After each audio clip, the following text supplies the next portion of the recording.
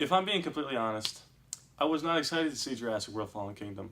I expected it to be not very inspired, because as far as I'm concerned, Jurassic World wasn't that inspiring of a movie, to be honest, either. And in the Jurassic Park franchise, these movies should be held to higher standards. And I gotta say, the first half of this movie was pretty good. Pretty solid flick. And then the second half came.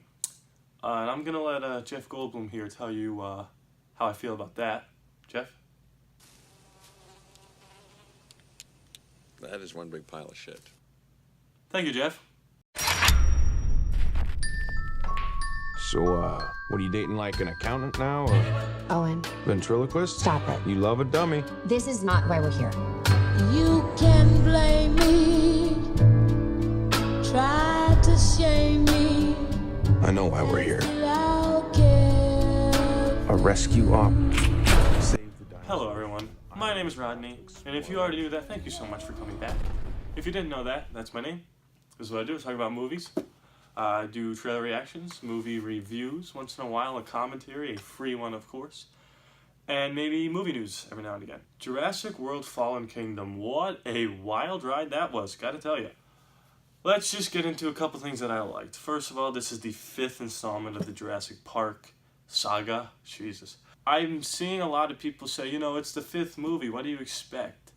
Well, if I thought that, then Harry Potter and the Order of the Phoenix is a lot better than most 5th movies in a franchise. What about the 5th Marvel movie that came out? What about, you know, Attack of the Clones? No, not a good example. The Jurassic Park saga is not, you know, the Transformers saga, where you go and turn your brand off. These should be movies that are held to higher standards and that should be liked, not just by popcorn-eating fans, but by movie fans, you know, people who want a little bit more than just dinosaurs eating people. Although this movie did have... This movie starts off, we gotta go back to Isla Nublar, and we have to save the dinos. That's the whole thing here. It's a very political opening about, you know, the idea of animal rights, and do man-made creatures from a lab have rights as animals? And I was actually, you know, I was conflicted.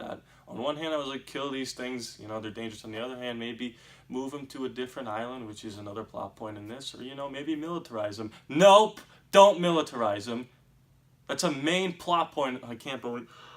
I'll stay positive. Try to stay positive. The performances are pretty good. Bryce Dallas Howard's character, Claire, actually was a little bit fleshed out. She had a little bit more to do, a little bit more emotion. You know, I actually enjoyed her performance. Chris Pratt, in the first one, he was a little dialed down. In this one, J.A. Bayona, who was a fantastic director, by the way. And by the way, this movie is directed very, very well. I'll get into that in a second. They definitely told Chris Pratt, you know what, script, we'll just throw it in the trash. You just say whatever you want, Chris, and we'll just go with it because you're Chris Pratt and everyone loves you and it works.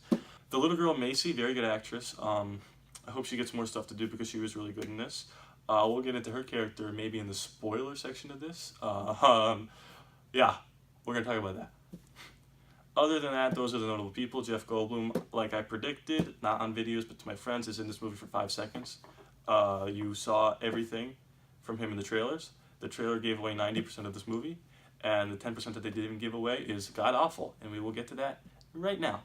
In the first half is fantastic, and there's a scene with, you know, them looking back at the island, and as soon as the doors close, the movie's over, because it turns into a cartoon goof fest of epic proportion, and I'm talking SpongeBob, Scooby-Doo, Flintstones, Yabba Dabba Doo. I'm like freaking Chance the Rapper type garbage here, folks. It is unbelievable how every sequence that could be a little tense or a little frightening is undercut with a joke, and how the villains of this movie are cartoon characters from Meet the Robinson. CGI is okay. I'd love more practical effects, but the stuff that they're doing with these dinosaurs, you're not gonna have practical effects.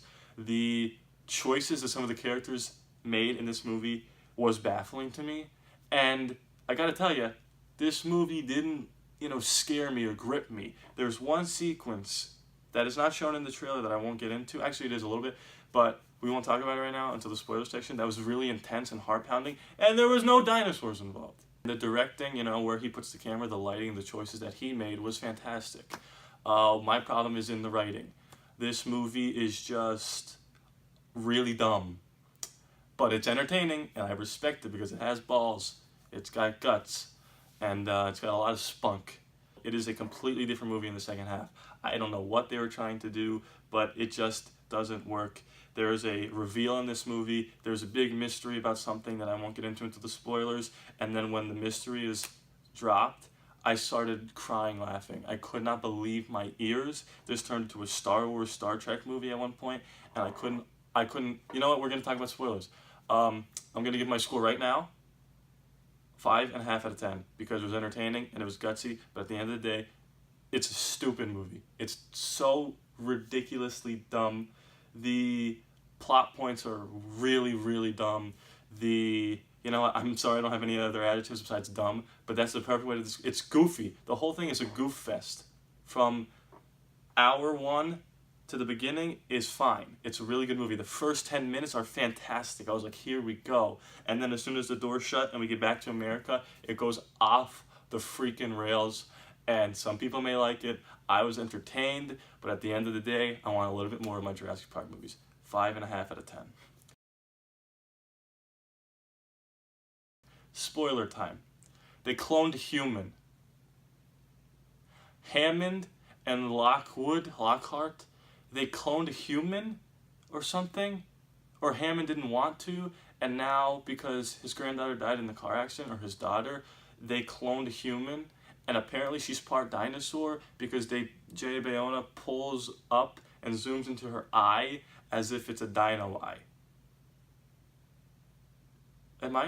I swear to God, I'm in like the Twilight Zone. This became a Star Wars movie. They cloned a human. The auction scene was really goofy. There's a Russian guy who says 12 millions, and I laughed at that. Is that supposed to be funny? Like, is he supposed to be like a cartoon? Because that's what it felt like to me. The new villain, the Indoraptor, it was cool, and it lasted 5 minutes, and now it's dead. And now we have Planet of the Apes with dinosaurs, which is kind of what I wanted, but they could have done it a little more seamlessly than, you know, we're not going to let them go out into the wild, we're just going to die. Oh no, little girl, I'm going to press the button. And she looks up at them and she says, you know, I have to press this button to keep them alive because I'm alive. And now Chris Pratt and Bryce Dallas Howard are like, okay, do you want to go get some coffee, little girl? Can we adopt you? Guys, there's dinosaurs running around and it's kind of your fault, so we're not just going to move on like none of this happened, okay? It's kind of your fault. You know, maybe put the thing back on, lock it or something. Say, little girl, I know you like the dinos, and I know you're like 8 years old and have no idea what's going on here, but if you press this button, you're going to become the James Franco of this movie and, you know, destroy humanity, so maybe don't do that.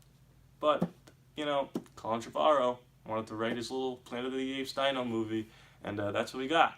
There's an after credit scene. It's 5 seconds long, and there's Raptors in Vegas. You're welcome. You don't have to stay. It's 5 seconds, Raptors in Vegas. Why did they show that? I don't know, to show that they're in the United States, but in the trailer, there is a zoo lion, and the T-Rex screams at the zoo lion. So you put one and one together, you saw this whole movie in the trailer. Anyway, guys, thank you so much for watching this review. It was a little chaotic, but I cannot believe what I just watched, to be completely honest with you. My friend will tell you the same thing. I'm not going to tell you my friend's name because he wants you to, and I'm not going to do it. If you like what you see here, please be sure to subscribe. Hit the subscribe button, hit the bell so you get my notifications. Because it is free after all, no charge to you. Have a great day or night or morning. Whenever you're watching this, have a great whatever.